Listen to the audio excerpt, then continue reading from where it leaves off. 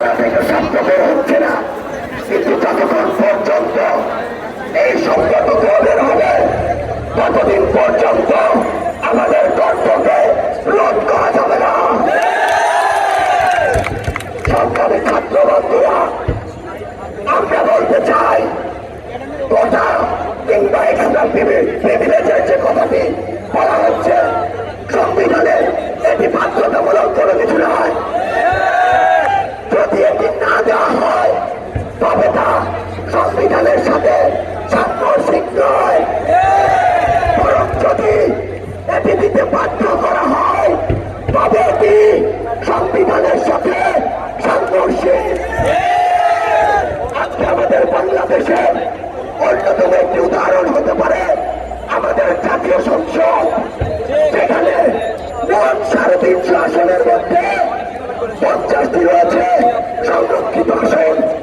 অর্থাৎ আমরা যদি হিসাব করি 14% সংসদীয় আসন হচ্ছে সংরক্ষিত আসন কিংবা কোটায় আসন।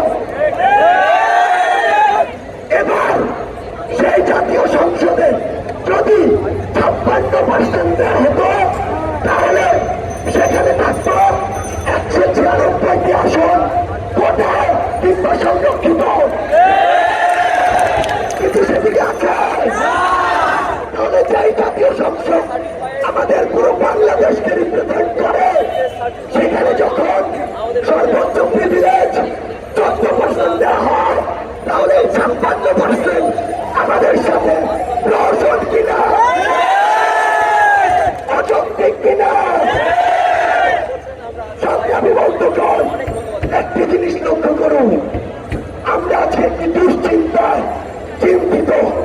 এই দুশ্চিন্তা মাননীয় প্রধানমন্ত্রী আজকে বলেছেন, এমন একটি কথা বলেছেন যে এই কথা নিয়ে আমরা যে আন্দোলনটি করছি সেটি যৌক্তিক নয়।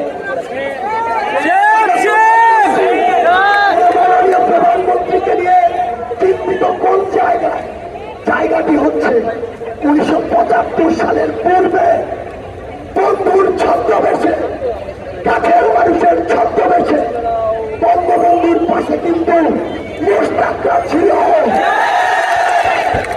আমাদের সন্দেহ হচ্ছে, আমাদের ভয় লাগছে, নিশ্চয় মাননীয় প্রধানমন্ত্রীর পাশে এখন কিছু মোশতাক রয়েছে।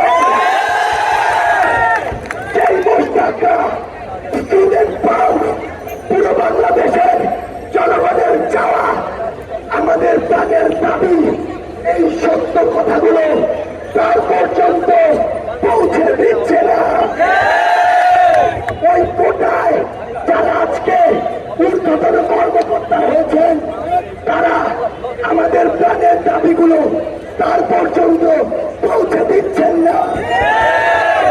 আমরা আজ শাহবাগের মঞ্চ থেকে বলতে চাই, মাননীয় প্রধানমন্ত্রী, এখনো পুরো বাংলাদেশের ছাত্র সমাজ আপনার দিকে চেয়ে আছে। আমরা এখনো আপনার প্রতি আস্থা রাখি। আমরা চাই, আমরা অনুরোধ করি পুরো বাংলাদেশের ছাত্র সমাজের দিকে তাকিয়ে আপনি এই কোটা সংবিধান অনুসারে যৌক্তিক একটি সংস্কার করুন, শুধুমাত্র অনগ্রসর জাতিগোষ্ঠীর জন্য। আমরা মানি না, মানতে পারি না।